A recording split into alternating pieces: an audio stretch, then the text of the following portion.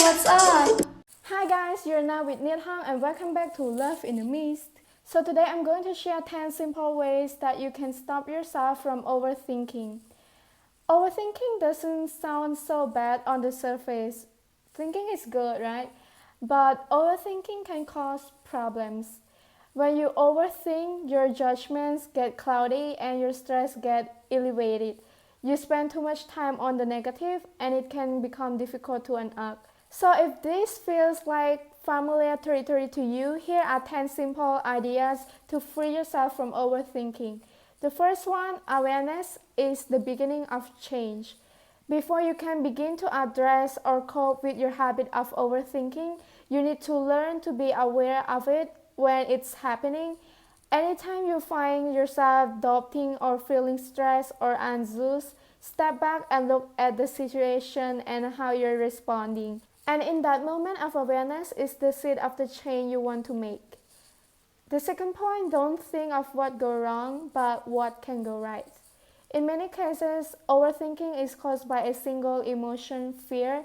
When you focus on all the negative things that might happen, it is easy to become paralyzed. Next time you sense that you're starting to spiral in that direction, stop. Visualize all the things that can go right and keep those thoughts present and upfront. And the third point, distract yourself into happiness. Sometimes it is helpful to have a way to distract yourself with happy, positive, healthy alternatives. Things like meditation, dancing, exercise, learning an instrument, knitting, drawing, and painting. That can distance you from the issues enough to shut down the overanalysis.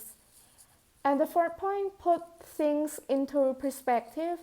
It is always easy to make things bigger and more negative than they need to be.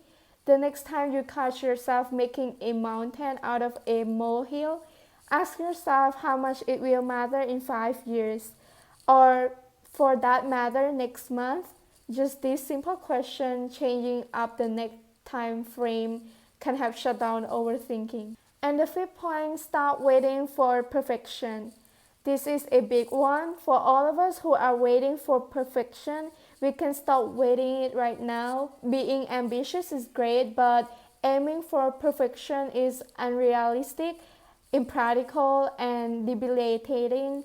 The moment you start thinking this needs to be perfect is the moment you need to remind yourself waiting for perfect is never as smart as making progress. And the sixth point, change your view of fear. Whether you're afraid because you have failed in the past or you are fearful of trying or overgeneralizing some other failure, remember that just because things did not work before does not mean that it has to be outcome every time. Remember, every opportunity is a new beginning, a place to start again. And the seventh point, put a timer to work. Give yourself a boundary, set a timer for 5 minutes and give yourself that time to think, worry, and analyze. Once the time goes off, spend 10 minutes with a pen and pencil. Write down all the things that are worrying you, stressing you, or giving you anxiety. Let it rip. When 10 minutes is up, throw the paper out and move on. Preferably to something fun. Enjoy the time.